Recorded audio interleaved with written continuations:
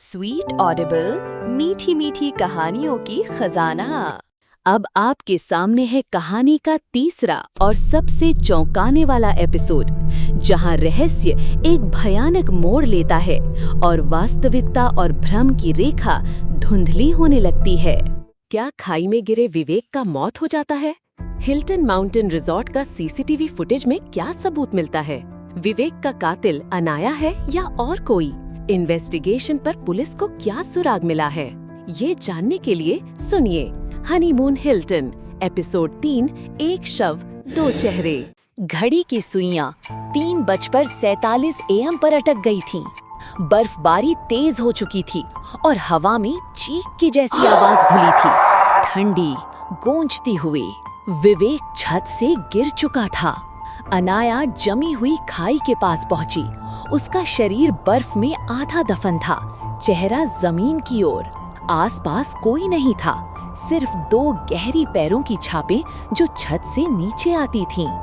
एक उसकी थी, दूसरी किसी और की। उसके हाथों से डायरी गिर गई, वही डायरी जिसकी आखिरी पंक्ति थी, अगर तुम ये पढ़ रही हो तो शायद अब तुम मेरी जगह पर हो। पुलिस की एंट्री। इंस्पेक्टर जोशी। सुबह होते ही रिजॉर्ट में पुलिस आ चुकी थी। इंस्पेक्टर शैलेश जोशी चुपचाप बातें सुनने और चेहरों से झूठ पहचानने वाला अधिकारी घटना स्थल पर खड़ा था। पत्नी ने बताया कि मृतक आधी रात को छत पर गया और खुद गिर पड़ा। एक कांस्टेबल ने पूछा। जोशी ने सिर हिलाया। शब्दों से ज्यादा मैं आंखों पर यकीन करता हूँ। विवेक का शव बर्फ से निकाला गया। चोट सिर पर थी, लेकिन हाथ पीछे की ओर मुड़े हुए थे, जैसे उसे धक्का दिया गया हो। सीसीटीवी का खेल। रिजॉर्ट में 4 सीसीटीवी कैमरे थे, लेकिन उनमें से 2 कैमरा 306 की ओर लगते थे। जोशी ने फुटेज निकलवाई। Timestamp 3:11। वीडियो में दिखाई दिया, विवेक छत की सीढ़ियां चढ़ता है, उसके पीछे कोई नहीं। 5 मिनट बाद अनाया ऊपर जाती है। फिर कुछ देर तक खाली स्क्रीन और अचानक विवेक गिरता है। जोशी ने फुटेज जूम कराया। गिरने से पहले विवेक किसी से लड़ रहा था, किसी और के साथ, जो कैमरे में नहीं दिख रहा था, या फिर कोई था ही नहीं। दोषी या शिकार? जोशी ने अनाया से सीधे पूछा। क्या आप जानती हैं कि विवेक छत पर क्यों गया था? नहीं, मैंने उसे जाते हुए नहीं देखा। जब मैं उठी वो गायब था। लेकिन सीसीटीवी में आप उसके पीछे जाती दिख रही हैं। अनाया चौंकी। नहीं, मैं नहीं गई थी, आप फुटेज दोबारा देखिए। जोशी ने टैब घुमाया। फुटेज में अनाया थी। अनाया धीरे से बोली, ये मैं नहीं हूँ। जोशी ने नोट किया। कांपती आवाज, पर आंखों में कोई घबराहट नहीं। कुछ छुपा रही थी या खुद ही सच से अनजान थी। डायरी का दूसरा भाग। शाम को जोशी ने कमरे की तलाशी के दौरान वही डायरी पाई और उसके अगले पन्ने में लिखा था, आज उसने मुझे छत पर बुलाया, बोला ये सब खत्म कर देंगे, लेकिन मैं जानती थी वो मुझे धकेल देगा, इसलिए मैंने पहले ही सीढ़ियों के पीछे चाकू रख दिया था। चाकू?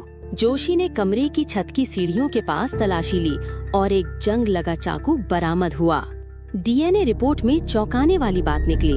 हैंडल पर विवेक की उंगलियों के नीचे किसी और के निशान थे, पर वो महिला की नहीं, पुरुष के थे। रात फिर लौटती है। उसी रात अनाया को रिजॉर्ट में अकेला छोड़ दिया गया। पुलिस ने उसे गिरफ्तार नहीं किया क्योंकि कोई ठोस सबूत नहीं था। रात को उसने फिर वही आवाज सुनी, तुम अब मेरी जगह हो। बाथरूम में आईना धुंधला था, लेकिन जब उसने पहुंचा, सामने कोई और चेहरा था। एक औरत जिसके माथे से खून बह रहा था। वो मुस्कुरा रही थी। अगली सुबह इंस्पेक्टर जोशी रिजॉर्ट छोड़ने से पहले आखिरी बार छत पर गया। वहाँ उसे कुछ चमकता नजर आया। एक पुराना फोटो नेगेटिव में एक जोड़ा खड़ा था, विवेक और एक लड़की। लेकिन लड़की अनाया नहीं थी, वो लड़की जिसकी मौत 1 साल पहले इसी कमरे में हुई थी। जोशी की आंखें सिकुड़ गईं। ये संयोग नहीं है, ये वापसी है। क्या अनाया सही में अनाया है या उसका कोई और पहचान है? विवेक के साथ मृत लड़की का क्या संबंध है? इन्वेस्टिगेशन में इंस्पेक्टर जोशी आगे क्या खुलासा करते हैं? सालों से हिल्टन माउंट इन रिजॉर्ट का कमरा 306 में ऐसा क्या राज दफन था जो अब खुलेगा? ये जानने के लिए सुनिए एपिसोड 4। ऐसे ही रोमांचक अनसुनी कहानियाँ सुनने के लिए स्वीट ऑडिबल चैनल को सब्सक्राइब करें और अपने दोस्तों के साथ शेयर करें।